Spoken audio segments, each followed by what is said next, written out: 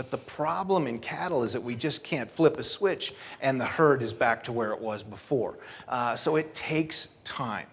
And I visit with the livestock analysts and they say, we just have to wait to start to see some larger numbers. Some are targeting now possibly late 2015, early 2016, before we see a substantial growth in the cattle market to the point where it starts to change its fundamentals.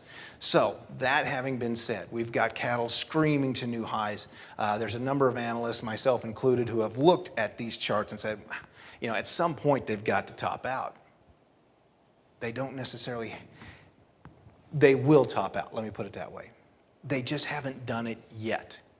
Every time the market starts to think, or the analysts and so on start to think that this market is done, that we're going to finally start to see some sort of shift, some sort of money moving out of livestock and into, say, grains or maybe into these undervalued metals right now, that maybe, just maybe, that's what's going to cause the top in the cattle market, and that industry starts to suffer a little bit. But as soon as those words are said and or written, they go to a new high. Not just on the future side, but it's coming from the cash market, as you well know. So to me, as we head into the winter of 2014 and the spring of 2015, the fundamentals still support this cattle market. I don't see any slowdown. I haven't seen any slowdown on the demand side.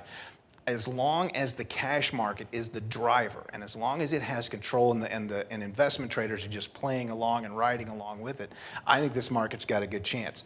What that means is as soon as we see the cattle market break or the cash cattle market break in relation to the futures, I think that's going to be the warning flag that we have to look for.